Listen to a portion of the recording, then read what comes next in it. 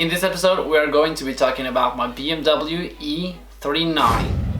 Before we begin, if you do like this video, please give it a thumbs up and also maybe consider subscribing, and also follow me on Instagram if you're not already doing that. And I'm sorry for not posting videos lately, but I've just bought my E46 M3 and I've been fixing a lot on that lately, so I haven't had that much time. But anyways, enough with excuses. It's time to tell you the story about my E39. So let's begin. Let's skip back to 2015 when I had my red E34 525.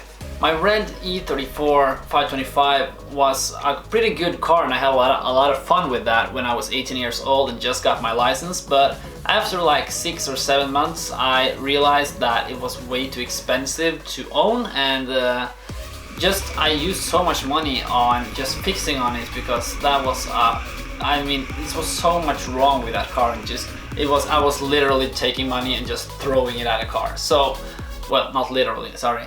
At that point I decided I wanted something new and I wanted to try something different. And I was looking online and I found this E39 520 preface. At that time I didn't even know it was a preface because I knew nothing about E39. But anyways, it was quite cheap and it had a lot of kilometers on it. I think it was 286 or 290 or something, I don't know. I drove a lot with that car. But anyways, that has like 150 horsepower M52 B20 Vanos engine. So I decided to buy that on March 7th and 2015. And that was actually a really good car. I picked it up in Hamar, I think it was. A friend of mine and me drove down and picked it up, and it was not until the day after, when I got direct sunlight at it, I really noticed the color, because all the photos in the ad was in the dark and I haven't noticed the color at all. So when I saw the car for the first time the next day, I really liked the color. It was a color for Montreal blue or whatever. You probably know what color it is, but that looked seriously just amazing on E39. It was so good. I wish I had the car now, because then I would give it a good polish and really got that color out, and so it would be even better than it was, because the only thing I did was give it a simple wash from time to time. But yeah. So I had a lot of fun with that car. The first thing I did actually was take it to a local skid track, which is quite slippery. So let us see how that went.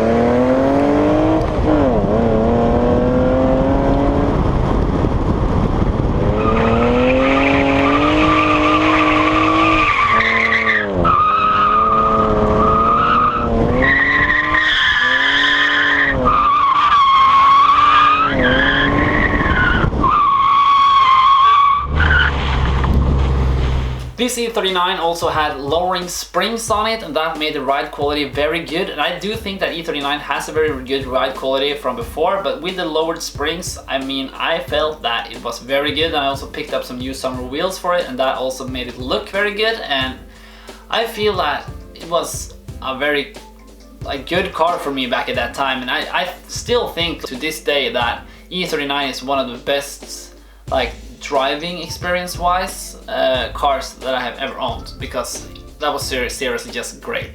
The only thing that I did miss on my E39 was the lack of power. I did want some more, so like maybe a 525 or even a 530 diesel would be quite fun, or maybe M5 one day, but who knows.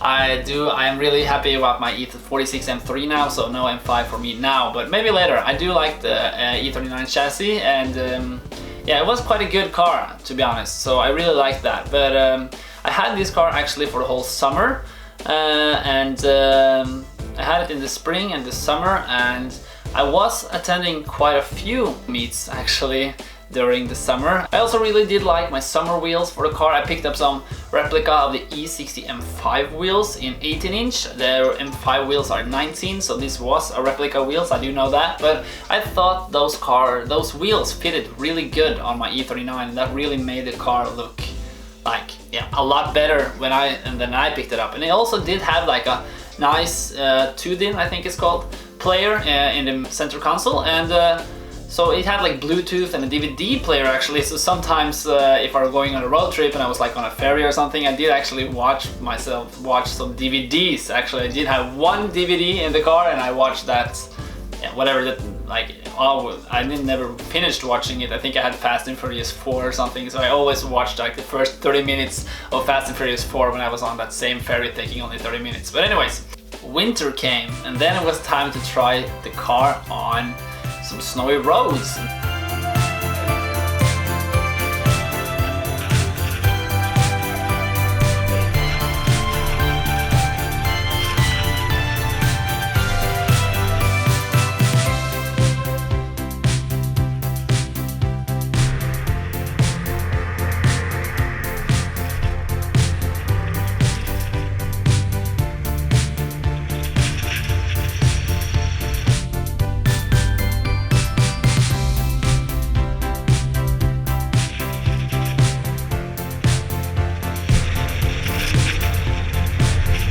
By the way, if you guys are wondering, of course I am not the driver on these winter roads, because you all know what happens if I drive a car in the winter time. It doesn't end good at all, at all. So Greg, a good friend of mine, or he's not a friend of mine, he's not a friend of mine at all actually, he's just a guy I know. He drives my cars sometimes. His name is Greg. So you should meet Greg actually, he's a nice guy. Or a girl, I don't know. But he's the guy driving the cars in this footage, and maybe he's also going to drive the cars, my M3 maybe this summer, I don't know. Yeah, you guys should meet Greg. Maybe I shall introduce you to him later on. Anyways, after this long winter I did wash the car often, but not often enough. And in Norway we do put salt, I don't know if that was what you call it, but we put something on the roads which completely destroys and ruins the car, and it gets a lot of rust is spreading on the car fast when we put salt on the roads. So during the winter we do this, and it does not help. A lot of rust is coming out and showing itself after a long winter, and on my E39 it really did, really. And maybe I didn't say this, I'm sorry, but I forgot, but I did sell also my E34 2 or 3 months after buying this E39 that summer of 2015. But now we are at the spring of 2016 after the winter. But like I said, the rust was really showing itself, and I was kind of tired of that car and I wanted something new again. And I realized that I did want to sell it. I put it online and tried to sell it, but no one were interested. No one at all was interested in buying it, because I don't know if it was too expensive or what it was, but I don't know. So one day I said to a buddy of mine that he was looking for a car, and I said, why don't you buy it? Seriously, my car is so comfortable, it's great to ride, it's legal like for 7 or 8 months still, so, and it's cheap. Why don't you buy it? Seriously, I was like honest with him. It was a really good car and I would like to keep it, but I already bought myself a new car, so that is why I just wanted to get rid of it, and I didn't have money to have 2 cars at a time. So actually my friend did buy it, and he had it for over a year actually, I think.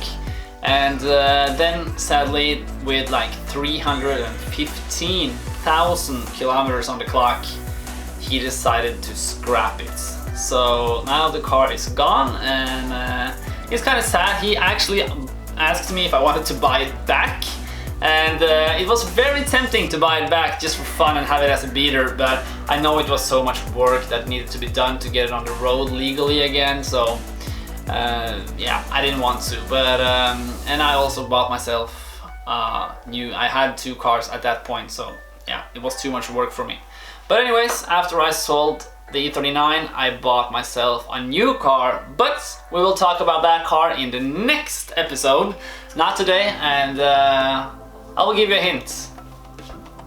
It is a BMW. Thank you guys for watching. I do hope you do like this episode and this series that I'm making for you. Hopefully you guys will know me better from knowing that what kind of cars I have owned over the years. I think it's kind of fun for you guys to know my history and my passion for cars and how many cars I do have owned, because I had like a lot of cars, but I had a few over the years. So yeah, thank you guys for watching. I do really hope you like this series, and subscribe if you do like it, and subscribe for more BMW content and my E46 M3 content, and yeah, follow me on Instagram if you're not already doing that. Subscribe. Have a good day. Goodbye.